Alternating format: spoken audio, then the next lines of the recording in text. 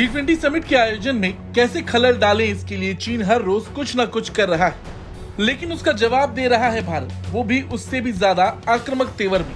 दरअसल भारत को वैश्विक महाशक्ति बनता देख जल रहे चीन ने भारत की ओर से G20 के आयोजन से जुड़ी खबरों और वैश्विक सुर्खियों से लोगों का ध्यान भटकाने के लिए अपना प्रोपेगेंडा टूल एक्टिव कर दिया है। अब इस बार चीनी सरकार का तोता अखबार ग्लोबल टाइम्स ने लेख छापा है, वो भी ऐसा जिसे देखकर आप तो क्या कोई भी भड़क जाए।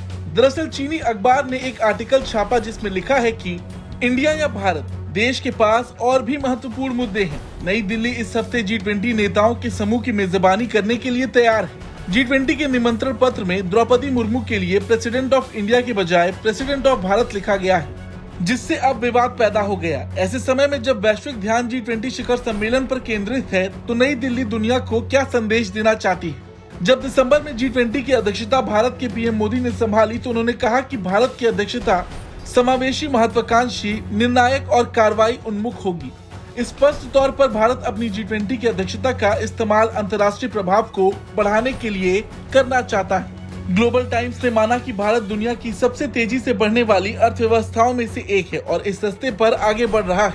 अब इसे देखने के बाद आप यही कहेंगे कि चीन एक तीर से दो निशाने साध रहा है, लेकिन ये सच है कि चीन का निशाना कभी भी भारत पर नहीं लग पाता है, क्योंकि भारत को पता है चीन हमेशा पीठ के पीछे से वार करता है। वैसे ग्लोबल टाइम्स ने अपने लेख के आखिर में चीन के मतलब की बात कही।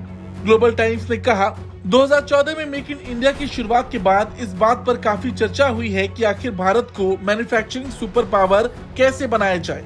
लक्ष्य प्राप्त करने के लिए एक महत्वपूर्ण कदम अपने FDI के नियमों को उदार बनाना चाहिए और चीन सहित दुनिया की कंपनियों को बिना भेदभाव के निवेश का वातावरण देना चाहिए।